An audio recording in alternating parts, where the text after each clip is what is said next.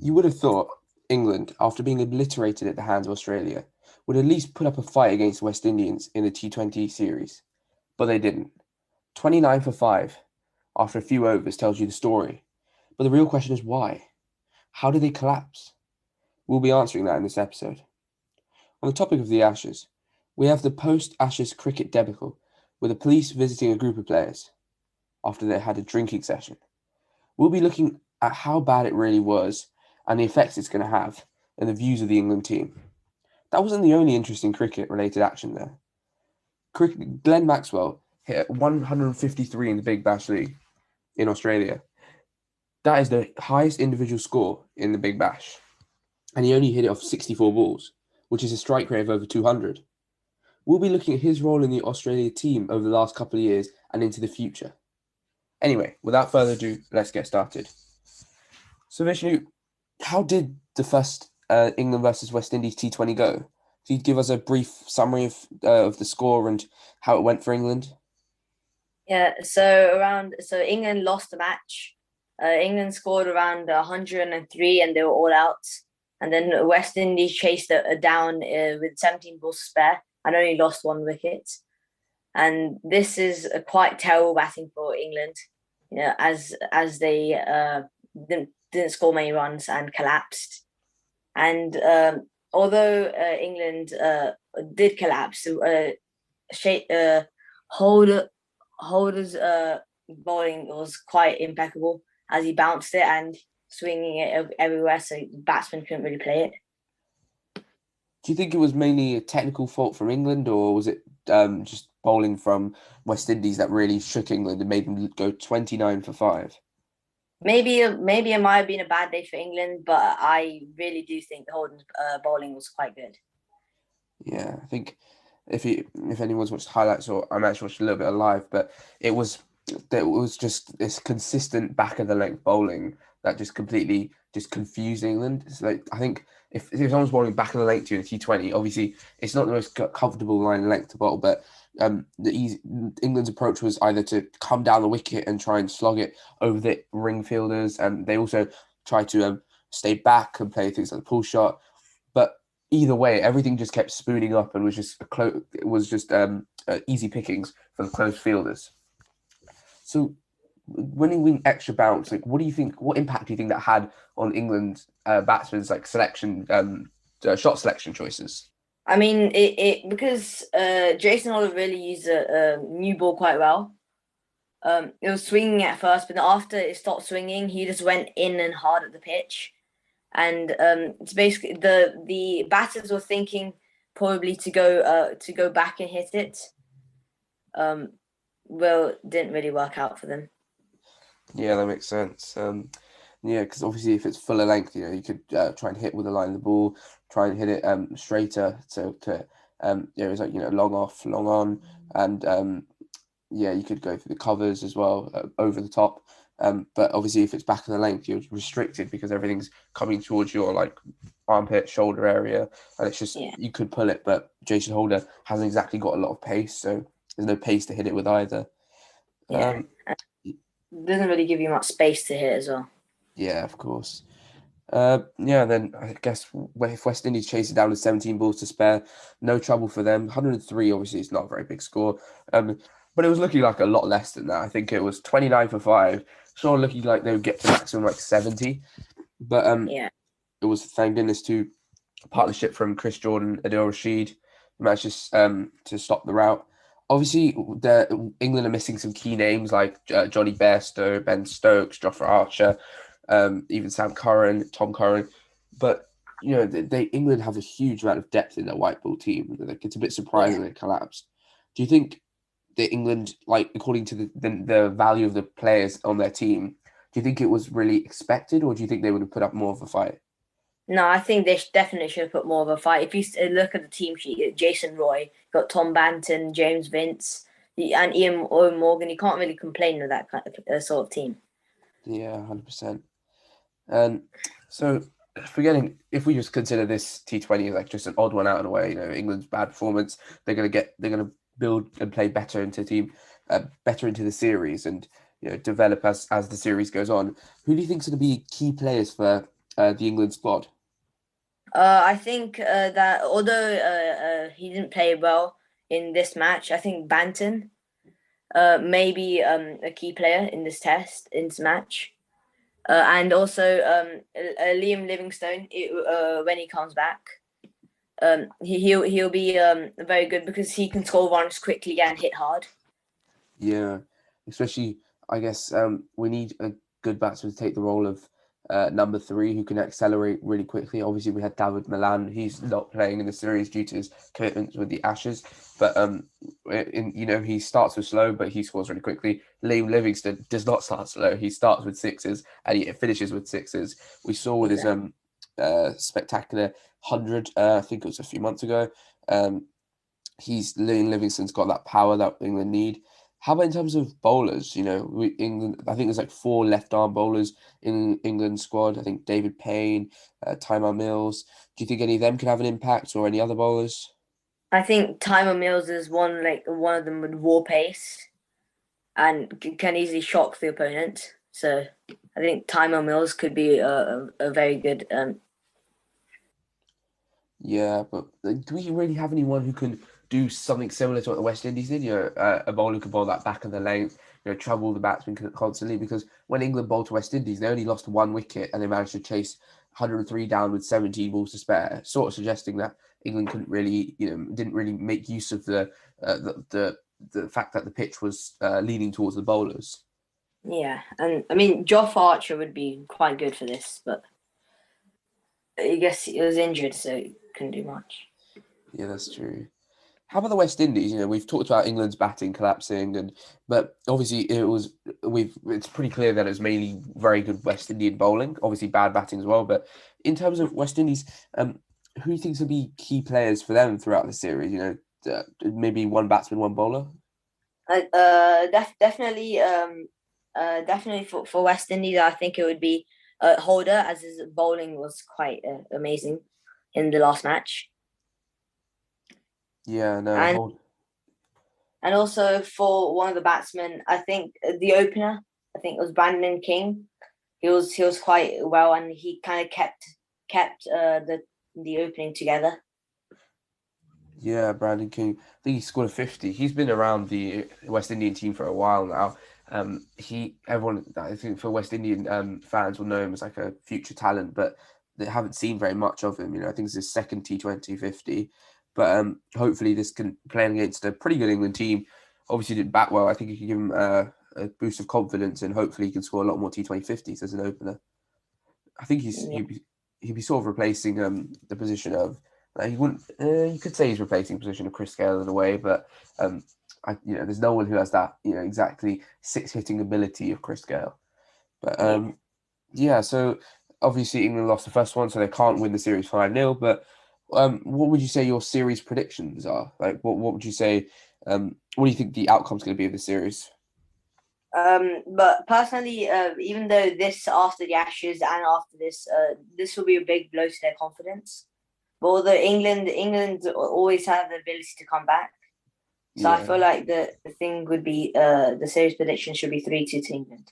Ooh, 3-2 to England, cool. So it's going to be tight. It's not going to be obviously West Indies' T20 ranking is. I don't personally. I feel like it's not deserved of their ability, and obviously their previous wins of like 2016 World Cup and things like that.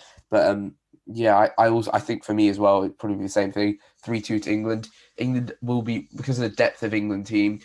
They will be the stronger. They'll probably be the stronger team throughout the entire series, and we'll look at this as more of a blip in performances rather than a continuous run of events. But obviously, white ball, red ball separate. We hopefully this match does not translate into low scores and poor batting from England throughout this series. Considering we've got the T20 World Cup 2022 in Australia. In Australia. In Australia this year.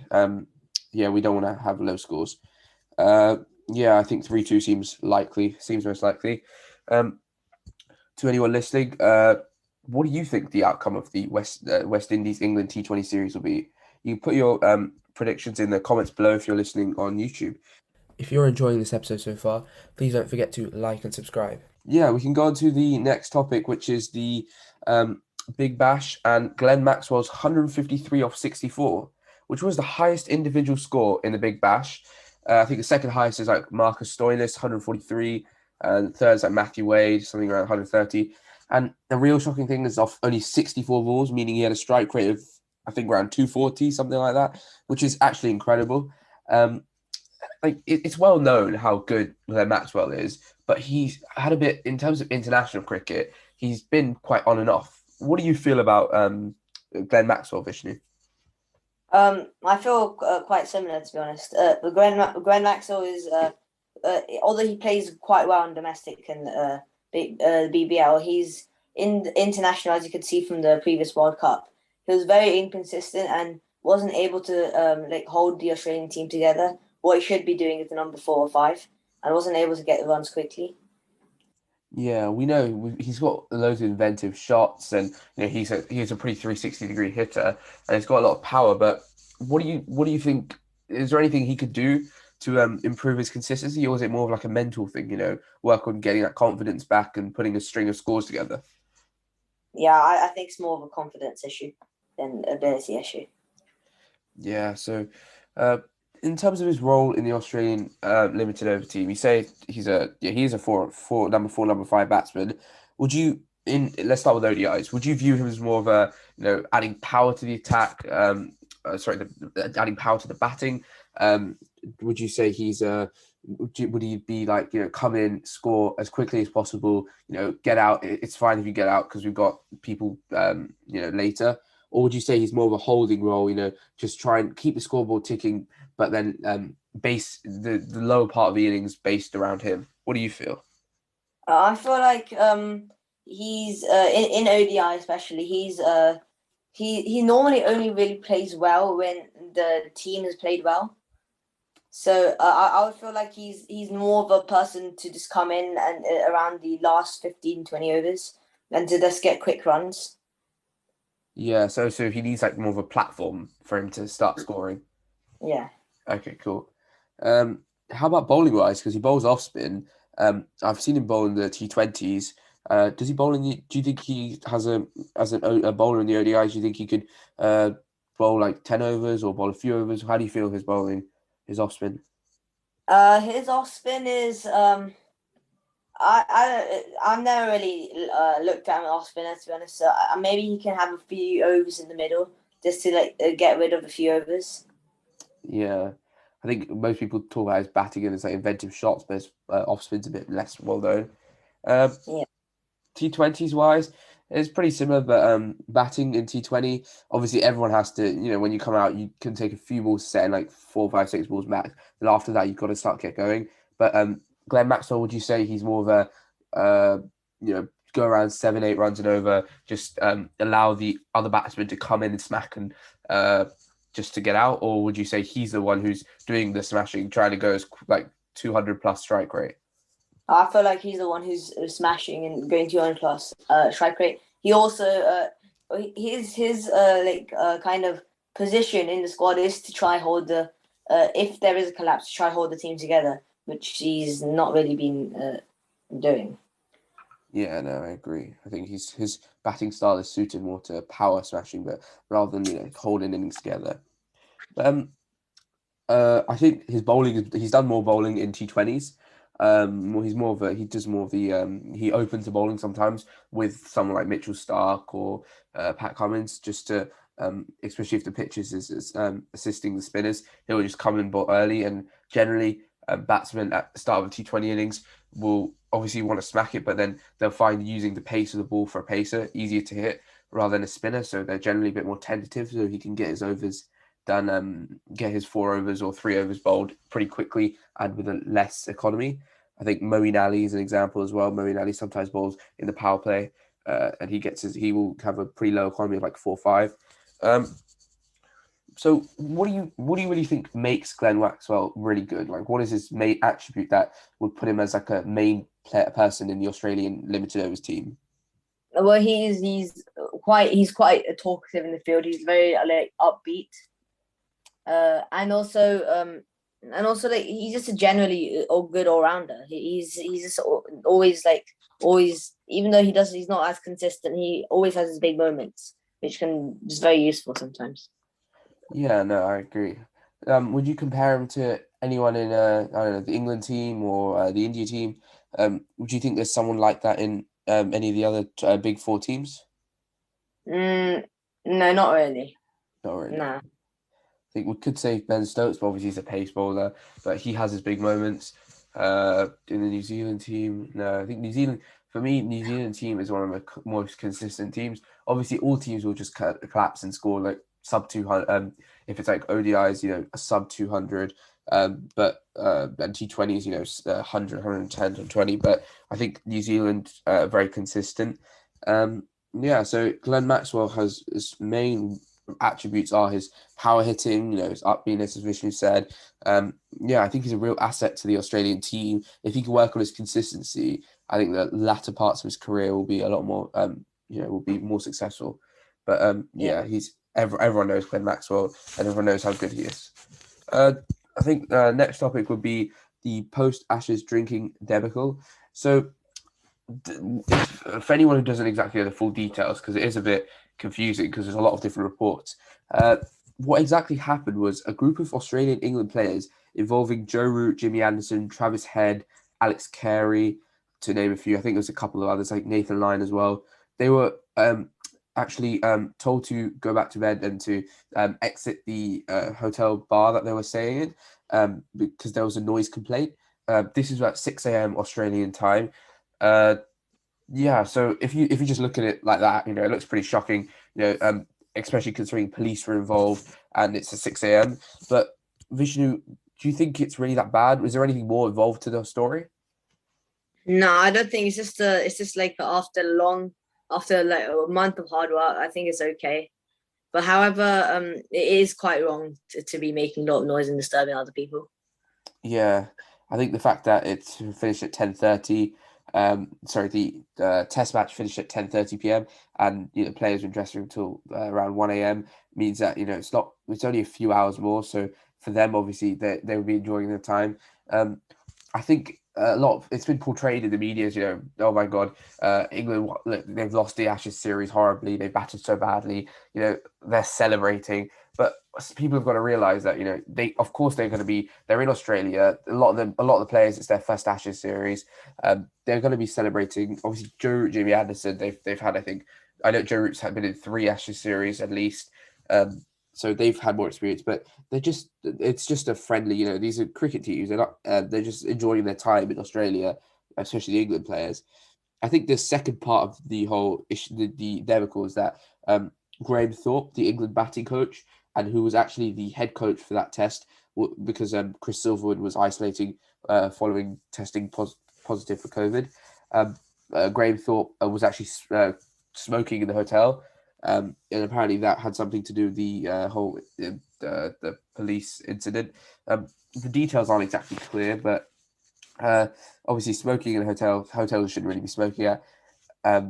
In terms of just morally, it's obviously wrong what Graham Thorpe did, but in terms of actual related to cricket, how do you think it's going to have an impact on the way England fans view the England team? I think that they lose a bit of respect for them because for England's fan, they just want victory. So then they would be like very like disgusted how they're celebrating after such a huge loss. Yeah, no, of course they obviously losing the Ashes, and then straight after this whole drinking and smoking issues. I think it's just a combination of first England can't perform well, and then now we're not. Now the England team aren't like sort of there's like respectable people as such. Obviously, it's a small issue and it's not involving the entire squad, but I think it really like ruin the view of the England players, and it just has some sort of a bad taste in your mouth. Oh my God, they lost the series. They completely let down the fans who stayed up, woke up at like midnight or 4 a.m. to watch them play, and then now they've just come and started in terms of publicly just not being good people. But anyway, it's not. I think realistically you can't take it too seriously because the drinking thing is fine. We can't exactly stop them from celebrating or relaxing. But I think the smoking thing isn't exactly wanted. It's not the right timing. Why? It's just making things worse than they already are. Um, Yeah. on the subject of the Ashes and just the England's bad performances, do you think anyone in the T20 squad for the West Indies England's series has a chance of showing how good they are and possibly actually getting themselves a Test call up? Anyone who's not in the Test teams at the moment? Um, maybe. No, I don't really think so. Maybe Sam Billings. Mm, no one else really. Yeah, I guess Sam Billings has had that one-off test the fifth test because Joss Butler and Johnny Bairstow both injured. How about I guess Tyler Mills has had he's actually stopped playing red ball cricket for counties because of I think he had some back Yeah. stress fracture, so he's not really going to be in it. I guess you could possibly hint people like Sakib Mahmood, who's he's I think he's around 27, is a pace bowler, and he's not exactly crazy fast, but he can bowl like 87 miles an hour regularly. Um, yeah, but is England's issue? Do England really want more batsmen or bowlers or both? Like, what do you feel? Like, obviously, we know that batting is horrible, but do you think England were going to need more bowlers as well? Because in order to make sure that even if their batting collapses in Test matches, um, they can actually have a bowling attack who can sort of, make sure I that mean, they can reduce the impact. for Test matches, I feel like it's more, even though it is a lot of bowlers game. The batters, without the batting team, the bowlers don't really mean nothing because after like a long session, the bowlers will be tired, and then if the batting just collapses quickly, they have to be back on the field much faster, and then it just doesn't go well for the bowlers again. Yeah, I guess obviously even if the bowlers get let's say if we collapse to England collapse to around 70, 80 all out, then the bowlers do their best to restrict Australia to 300 all out. That's a 240 runs that England need to even it up. So the batting wise, if even if England's bowlers do their best job they can, batting wise we need to have solid batsmen. If you enjoyed this episode, please like and subscribe if you're on YouTube, and share with anyone you know who likes cricket, because the more the merrier. The more people listen, the more people enjoy it. That's it from that's it for us today. Thank you, Vishnu, for joining me in this episode, and yeah, see you in the next one.